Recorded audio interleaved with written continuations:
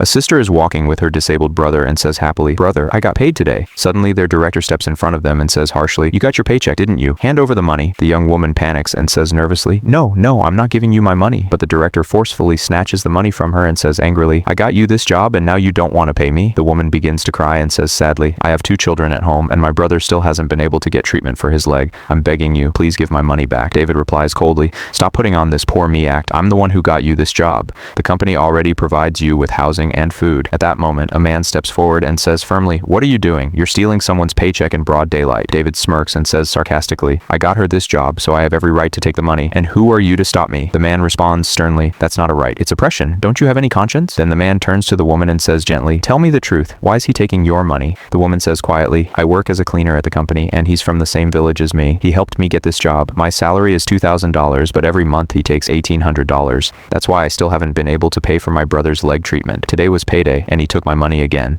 The older man becomes angry and says, "A cleaner only earns $2,000 and you're from the same hometown. If you can't help her, the least you can do is stop taking what belongs to her." David shrugs and says arrogantly, "We already agreed that I'd get $1,800 every month. What's wrong with that?" The man asks seriously, "Aren't you afraid of losing your job?" David laughs and says proudly, "The manager of Elite Group is my cousin. Who's going to fire me?" The older man says calmly, "Call your cousin right now." David pulls out his phone and says loudly, "Cousin, an old man and a cleaner are giving me a hard time." A voice answers from the phone, "Okay, I'll be there right away." A short time later, the manager arrives and asks confidently, "Cousin, who's bothering you?" David points at the older man and says mockingly, "Oh, that country old man right there." The manager looks at the man and says arrogantly, "Who are you to interfere? My cousin got this woman her job. If he took a referral fee, what's wrong with that?" The man replies sternly, "This woman only earns $2,000 and your cousin takes $1,800 of it. Are you really supporting this kind of abuse as a manager?" The manager scoffs and says, "A cleaner can survive on $200 anyway. If a rural worker gives us some money, she should consider herself lucky." The man says angrily, "No job is small or big. What matters is the character of the person doing it. You're a manager, yet you're helping your cousin steal a hardworking cleaner's wages.